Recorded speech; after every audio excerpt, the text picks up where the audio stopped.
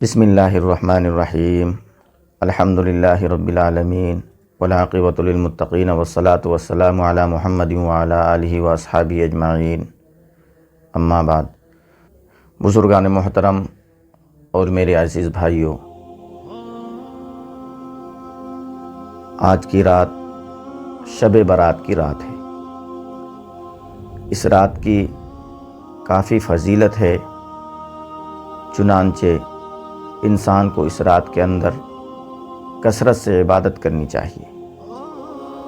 اور دیگر لہو و لعب اور خرافات سے انسان کو حتی الامکان اس رات کے اندر بچنے کی کوشش کرنی چاہیے۔ یہ مقدس رات اسی مبارک مہینے کی رات ہے جس کے بارے میں شہنشاہ بطحہ تاجدار مدینہ احمد مجتبیٰ محمد مصطفیٰ صلی اللہ علیہ وسلم نے ارشاد فرمایا کہ شعبان شہری و رمضان شہر اللہ، کہ شعبان میرا مہینہ ہے اور رمضان میری امت کا مہینہ ہے۔ دوستو، یہی وہ مبارک مہینہ ہے جس میں رب ذوالجلال رحمتوں کے دروازے کھولتا ہے۔ یہی وہ مبارک رات ہے جس میں اللہ پاک کی تجلیات کا آسمان دنیا پر نزول ہوتا ہے۔ ہر مسلمان کے لیے ضروری ہوتا ہے کہ ماہ شعبان میں غفلت کی چادر کو اتار دے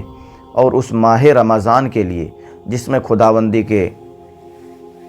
رحمت خداوندی کے دریا بہائے جاتے ہیں، ہماتن تیاری کرے، گناہوں سے توبہ کرے اور گریہ وزاری کرے۔ خادم رسول حضرت انس رضی اللہ تعالیٰ عنہ کا فرمان ہے کہ صحابہ کرام شعبان المعظم کا چاند دیکھ کر قرآن پاک کی تلاوت میں اضافہ فرما دیتے تھے، اپنے مال سے زکوٰۃ نکالتے تھے، قیدیوں کو رہا کیا جاتا تھا۔ لیکن میرے محترم بزرگوں، افسوس ہے ہمارے اوپر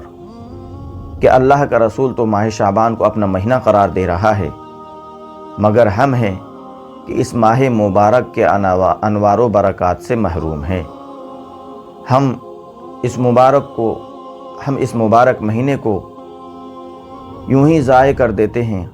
اور یہ سمجھتے ہیں کہ رمضان المبارک کا مہینہ آئے گا تو ہم اس کے اندر عبادت کریں گے، حالانکہ شعبان المعظم کے اندر ہی انسان کو کثرت سے عبادت کرنی چاہیے، کثرت سے روزے رکھنے چاہیے، تاکہ رمضان المبارک کا مہینہ آنے کے بعد ہمیں اس مہینے کی زیادہ سے زیادہ قدر و قیمت کرنے کی توفیق نصیب ہو جائے۔ تو میرے محترم بزرگوں، یہ جو رات ہمارے سامنے آ رہی ہے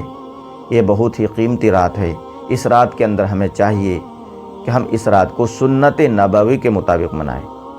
اس رات کے اندر کثرت سے عبادت کریں، ذکر و اذکار کریں، قرآن پاک کی تلاوت کریں، نفلیں پڑھیں،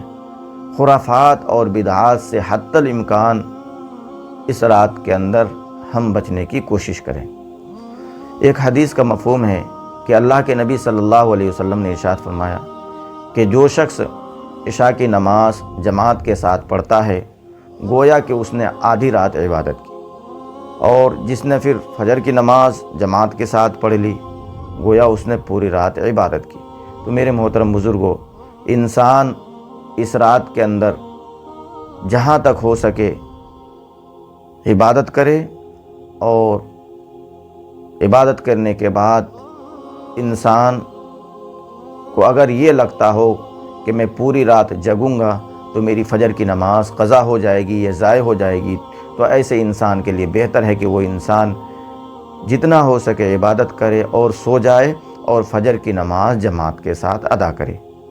یہ کہیں بہتر اور مناسب نہیں ہے کہ انسان پوری رات جگے اور فجر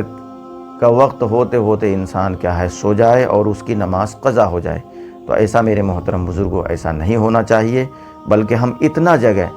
جتنا کہ کیا ہے ہم سے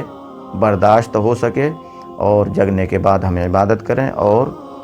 فجر کی نماز جماعت کے ساتھ ادا کریں۔ تو اس لیے میرے محترم بزرگوں، ہمیں کوشش کرنی ہے کہ اس رات کو ہم کیا ہے زیادہ سے زیادہ ذکر و اذکار کریں، اور ہم سے جہاں تک ہو سکے خرافات بدعات سے اس رات کے اندر بچنے کی کوشش کریں۔ وما توفیقی الا باللہ۔